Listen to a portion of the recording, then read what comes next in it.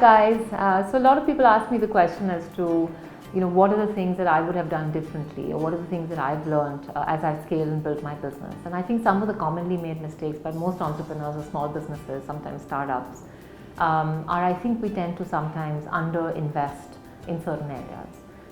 So I think, as we're growing, we're always careful to make sure that you don't want to sit on a white elephant. So you don't want to build a large infrastructure and say my theoretical projections on Excel are that I'm going to be able to build this amazing enterprise and build the infrastructure, on that, not knowing whether you can actually get those volumes. That's sometimes a big mistake people do, is build out infrastructure that's too big. So we always are careful that, let's build our infrastructure in proportion to our volumes, but more importantly with what we have visibility for.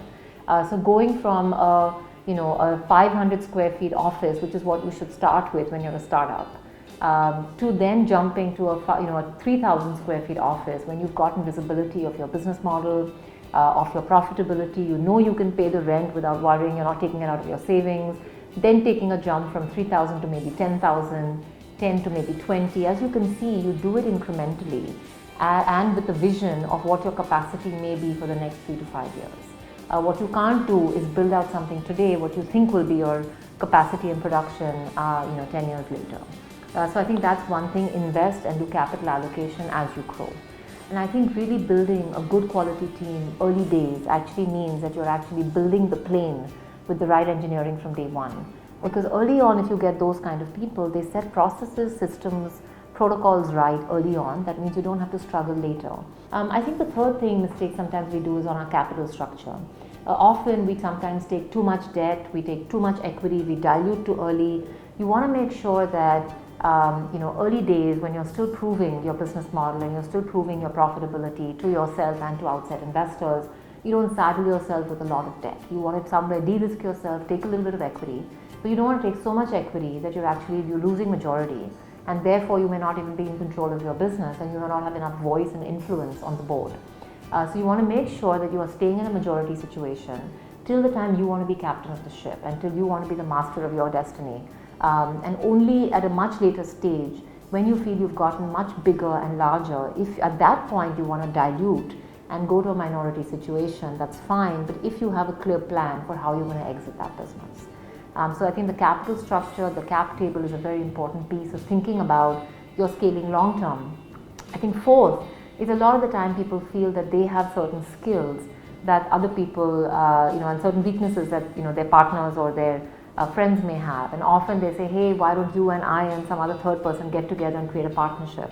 And three of us will got diverse skill sets and synergy between us, and we're very compatible. We're friends, we can make this work. And often they don't put in place a shareholder agreement. You guys don't think about long term. What if one partner wants to exit? What if only one partner is working hard but other two aren't? So getting into partnership is like getting into marriage, which means a lot of the difficult discussions about do we want to have kids? What happens if we want to live in different countries? What happens if we don't want to live with our families, etc., etc.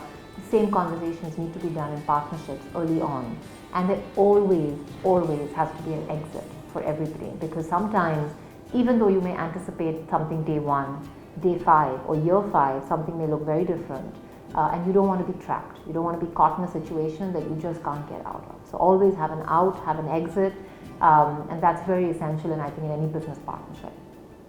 The other thing on partnerships is 50-50 ratios rarely work. Again, there's no equality in any relationship ever at every point in time. There's always going to be times when somebody has a higher say, somebody has a lower say. So you have to get into a 50-50 partnership only if you're mentally ready to be able to constantly give as much as you take. Otherwise, you're better off not getting into 50-50 partnership. The other tip that I've learned is that time allocation and really looking at how you're spending your time is very important. Often you'll find as young entrepreneurs, you'll end up spending your time in random things. People invite you for a certain panel discussion.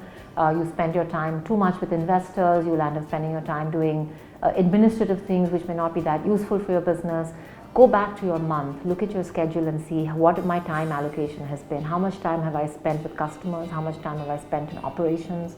How much time have I spent externally with investors and with other things which may not necessarily add value to my business? And be very clear that you want to spend maximum amount of your time with your team and with your customers.